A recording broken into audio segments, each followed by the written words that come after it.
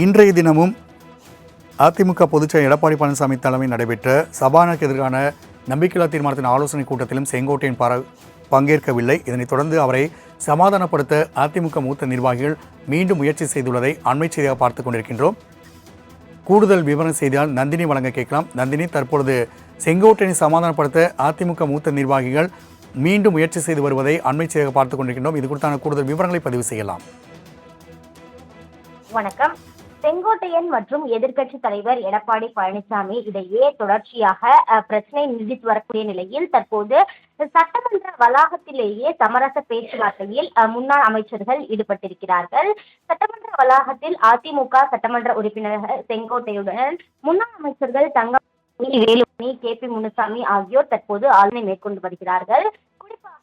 கடந்த சில மாதங்களாகவே செங்கோட்டையன் மற்றும் எதிர்க்கட்சி தலைவர் எடப்பாடி பழனிசாமி இடையே மோதல் போக்கு நிலவி வரக்கூடிய நிலையில் அதனை சரி செய்யக்கூடிய வகையில் இந்த பேச்சுவார்த்தை என்பது நடைபெற்று வருகிறது. சட்டமன்ற கூட்டத்தொடரில் கூட EPS சந்திக்காமல் புறக்கணித்தே செங்கோட்டையன் சென்று வந்திருந்தார். கடந்த சில நாட்களுக்கு முன்னதாக கூட தனியாக சென்று சபாநாயகரை சந்தித்த நிலையில் இது குறித்து கேள்வி எழுப்பிய போது சபாநாயகரை சந்திப்பது சாதாரண விஷயம்தான் எனவும் இந்த பிரச்சனை குறித்து எதிர்க்கட்சி தலைவரிடமே கேளுங்கள் எனவும் அவர் தெரிவித்திருந்தார். அதன் தொடர்ச்சியாக இன்றைய தினம் கூட சட்டமன்ற பேரவையை பொறுத்தவரையில் EPS இல்லாத நேரத்தில் மட்டுமே செங்கோட்டையன் உள்ளே வந்திருந்தார். இந்த நிலையில்தான் தொடர்ச்சியாக இது போன்ற மோதல் போக்கு என்பது அதிமுகவில் தொடர்ச்சியாக விரிசலை ஏற்படுத்தி வரக்கூடிய நிலையில் அதனை சரி செய்யும் வகையில் தற்போது சமரச உடன்பாடு பேச்சுவார்த்தை என்பது நடைபெற்று வருகிறது. சட்டமன்ற வளாகத்திலேயே இந்த பேச்சுவார்த்தையில் முன்னாள் அமைச்சர்கள் ஈடுபட்டு வருகிறார்கள். குறிப்பாக அதிமுக ஒன்றிணைந்து வரக்கூடிய தேர்தலை சந்திக்க வேண்டும் என தொடர்ச்சியாக தெரிவிக்கப்பட்டு வரக்கூடிய நிலையில் உள்ளிருக்கக்கூடிய நிர்வாகிகள் மத்தியிலேயே இது போன்ற பிரச்சனை என்பது அனைவரையும் அதிர்ச்சியில் ஆழ்த்தியிருக்கிறது. கடந்த சில மாதங்களாகவே இந்த பிரச்சனை என்பது நீடித்து வருகிறது.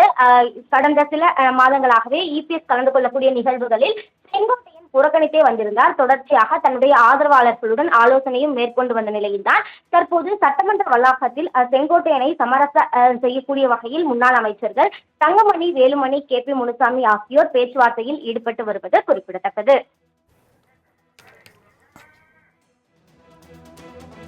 தகவலுக்கு நன்றி நந்தினி.